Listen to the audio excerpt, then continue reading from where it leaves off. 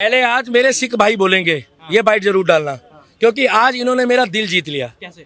भाई साहब, इन्होंने जो बात बोली है ना, इन्होंने बता दिया है कि फक्र से कहो हम सिख है। क्या इन्होंने भाई साहब जो बात बोली, पहले आज इनसे पूछो, उसके बाद मैं बोलूंगा। उत्तर प्रदेश में कौन आएगा? फख्र से मैं तो ये कहता हूँ कि मैं गर्व से भी मैं ये कहता हूँ कि मैं एक सिख हूँ, पर उससे भी बड़ा एक मैं चीज हूँ जिसे कहते हैं भारतीय। अरे वाह, बिल्कुल गर्व से कहता हूँ कि मैं भारतीय हूँ।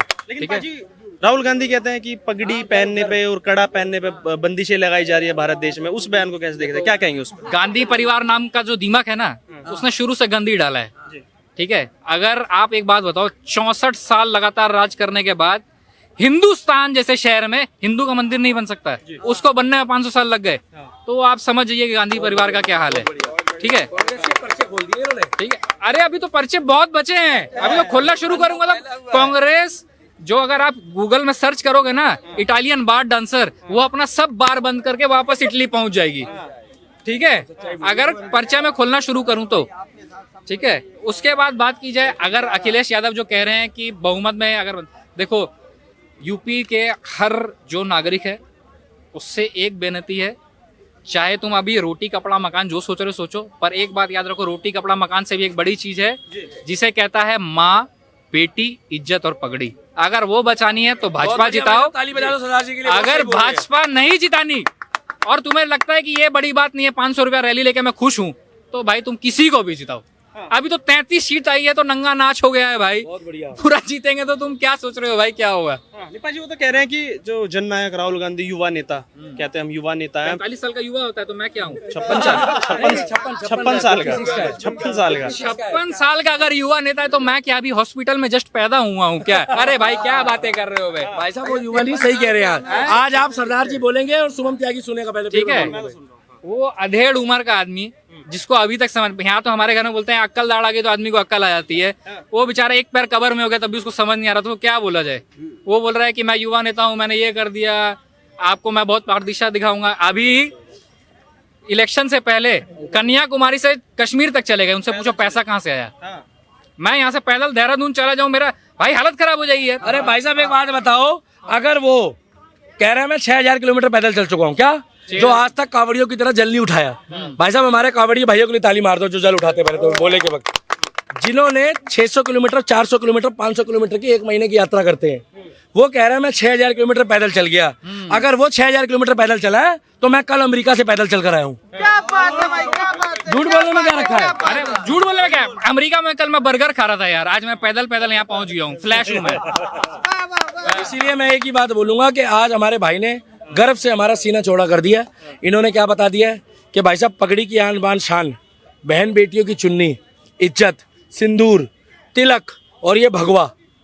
योगी जी का तो तुम भड़वो कुछ कर नहीं पाओगे, टेंशन मत लो। इधर उधर मत देखो, मियां खलीफा नहीं आ गई है। हाँ, तो अब आप उधर उधर देखते हो ना, ये जो भगवा गमछा है ना, इसको देख के इनको बदहजमी हो जाती है। क्या ये हमारी आन बान शान है?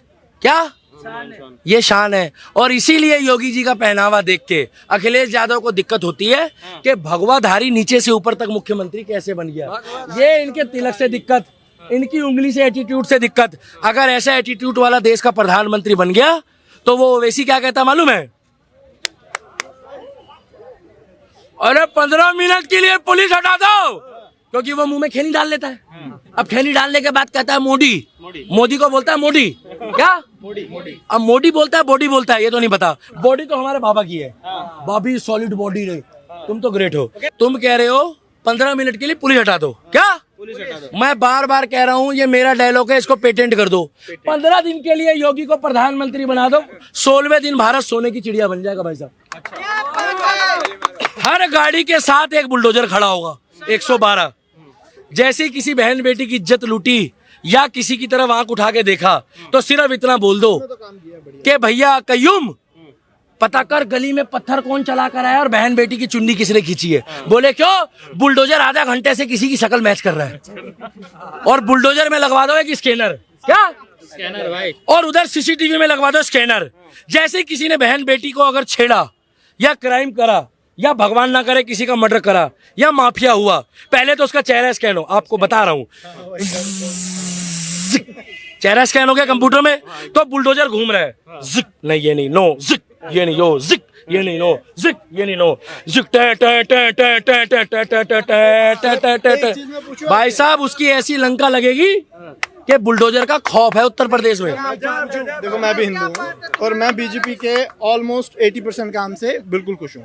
20% रहती हैं कमियां, वो आदमी करता रहता है इम्प्रूवमेंट। अरे खुश तो लोग अपने बाप से भी नहीं है भैया, उसको भी बोल देते हैं कि अच्छा नहीं मिला, मगर बाप तो बाप होता है भाई साहब। जैसे ये जो बुलडोजर वाली बात है, मैं इससे प्योर एग्री करता हूँ। जब से वो आए हैं ना, ठीक है, मेरे भी हैं दोस्त काफी, सच में लॉ एंड इसमें रूल में मतलब एकदम परफेक्ट काम किया है। बंदा सोचता है सिर्फ एक चीज मैं मतलब जो मेरा अपना सजेशन हो सकता है, मैं गलत भी हूँ, ठीक है। जैसे वो बुलडोजर चला रहे हैं, क्यों ना वो कोई ऐसा कानून लेके आ जाएं जिससे उनको भी कानून हाथ में लेने की जरूरत ना हो। जैसे अगर रेप कोई करता है, समझो, पता है क्या, बाबा साहब अम्बेडकर का मैं आपको एक तरीका बताऊं। इन्होंने बोला संविधान, रुक जाओ भाई साहब, मुझे पता है कानून में देरी नहीं होती। एक पिक्चर आई थी 1980 में सनी देओल की, दामिनी। यकीन नहीं आ रहा, आज जाके देख लेना, अगले दिन बता देना दिल्ली का दीपक झूठा था क्या। दामिनी पिक्चर में बताया था भाई साहब, फालतू बोलोगे तो दिक्कत में फंस जाओगे। मैं बता रहा हूँ, सुनो, यहीं बैठाऊंगा जहाँ कल केजरीवाल को बैठाया था। दामिनी पिक्चर में सनी देओल ने कहा था, भाई साहब बुरा मत मानना, जिसके बहन बेटी की इज्जत लूटती है ना, वो भाई रात को सोता नहीं है। भाई साहब गलत बोल रहा हूँ?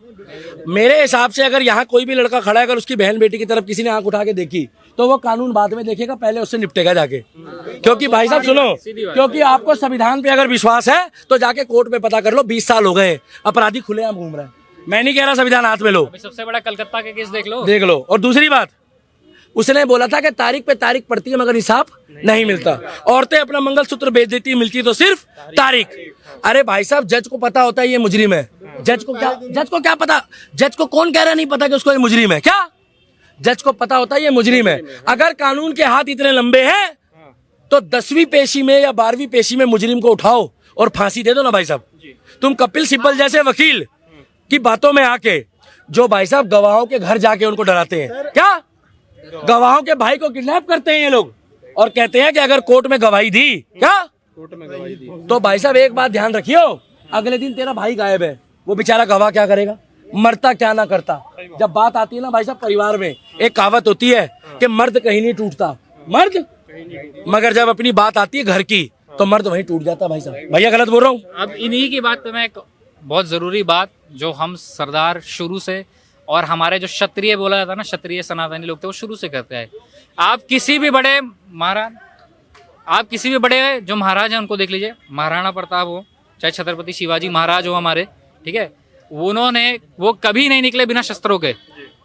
और जो बोला जाता है ना कि शस्त्र को हमेशा हर किसी को पास मर्द को, एक घर के जो मर्द है उसको तो रखना चाहिए कि जब उसकी अगर होता है ना माँ बहन पे बात आए तो जेल जुल तो बाद में देखेंगे, पहले वो निपटना बहुत जरूरी है।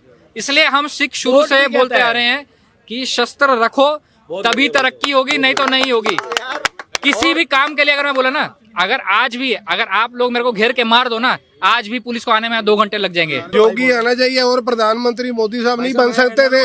मोदी साहब प्रधानमंत्री नहीं बन सकते थे, उनकी उम्र हो गई थी। ये संविधान में लिखा है, उन्होंने वैसे बना दिया। संविधान पे तो बहुत कुछ लिखा है, मैं इन्होंने आंधी किया है। मैं पता की है, मैं कहा साडा भरा सिद्धू मूसेवाला, पहला सुनना, मैं कहा ओदी सिक्योरिटी हटाई गई, उस तो बाद उन्होंने की किया सोशल मीडिया से पाया कि ਇਹਦੀ ਸਿਕਿਉਰਿਟੀ ਹਟਾਈ ਗਈ ਹੈ। ਜੇ ਤੁਹਾਨੂੰ ਪਤਾ ਸੀ ਕਿ ਉਹ ਸੈਂਸਿਟਿਵ ਬੰਦਾ ਹੈ, ਉਹਨੂੰ ਧਮਕੀ ਆ ਰਹੀ ਹੈ, ਉਹਦੀ ਸਿਕਿਉਰਿਟੀ ਕਿਉਂ ਹਟਾਈ ਤੁਸੀਂ ਝਾੜੂ ਵਾਲਿਓ? ਔਰ ਦੂਜੀ ਗੱਲ ਸੁਣੋ, ਉਹਦੇ ਪਿਓ ਦੇ ਜਿਹੜੇ ਅੰਦਰੋਂ ਸੀ ਨਾ, आंखों से जरा आंसू निकल रहे सी, उन्होंने क्या है कि अगर योगी जैसा यहाँ मुख्यमंत्री होता, सुनो योगी भाई साहब पूरा सुन तो लो, योगी जैसा मुख्यमंत्री होता तो शायद आज मेरा बेटा जिंदा होता, और अगर वो भगवान ना करे मार भी देते तो आज वो अपराधी जो है ना मेरे पैरों में पड़े होते मरे हुए। क्यों बोला पता है?